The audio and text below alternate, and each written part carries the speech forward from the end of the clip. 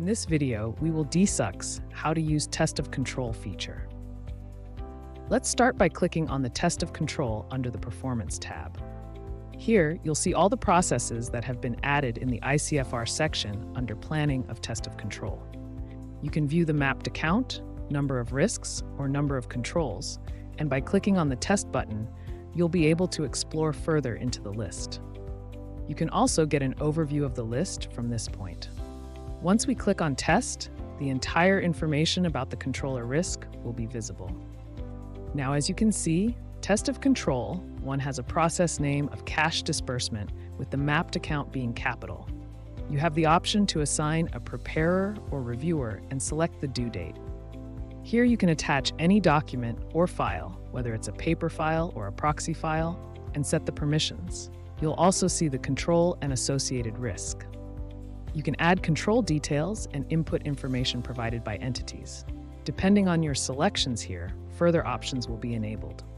When you click on Testing or Evaluate Testing of Control, you can add attributes and samples into the ICFR section. By clicking on Conclusion, you can select Design Effectiveness, Operating Effectiveness, which will help generate the controller adequacy. A useful feature is the ability to add control deficiencies by clicking the Add option. Remember, if you've added only one deficiency, you won't be able to delete it unless you add a second one. From this icon and drop-down, you'll be able to view submitted deficiencies. Once you've completed your work, you can pass comments. You can tag people to see comments assigned to you and view those marked as resolved or deleted. After completing your work, you can click on Handover and add a note. Next, hit the Preparer Sign-Off. Once done, click on Handover again. Now, when we log in with a manager or reviewer's ID, we'll click here again to proceed with our test. After clicking here, we can add Reviewer Sign-Off. Once completed, you can click on Mark as Complete. After hitting Mark as Complete, the wrap-up procedure begins. During the wrap-up, you'll see the control ID against which deficiencies have been added. Clicking on View, you'll need to add components affected by the control deficiency with options for multi-selection. You have multi-selection options for insertion as well. Here you'll select the likelihood. You'll assess the financial statement impact and add classification or conclusion by clicking on View. This provides a summary of the control deficiency, showing details like control ID, description, process, mapped account, preparer or reviewer, and more. You can check the control deficiency and add manager or auditor responses or conclusions. While adding conclusions, classification can also be added. Once these are added, you can include remarks.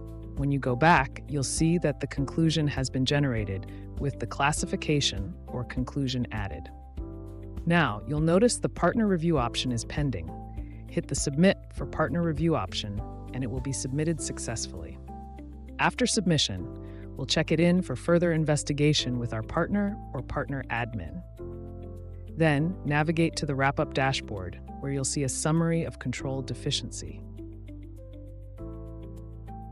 To view the classification, just click on Action. You'll be able to see all related details. Here, you can modify them, add manager or auditor responses, and change conclusions as needed. You can see existing remarks or add your own. Save them, and using the try-dot menu, you can delete remarks if necessary. Once reviewed, you'll have the option to accept or reject the deficiency. Upon acceptance, no reason is needed.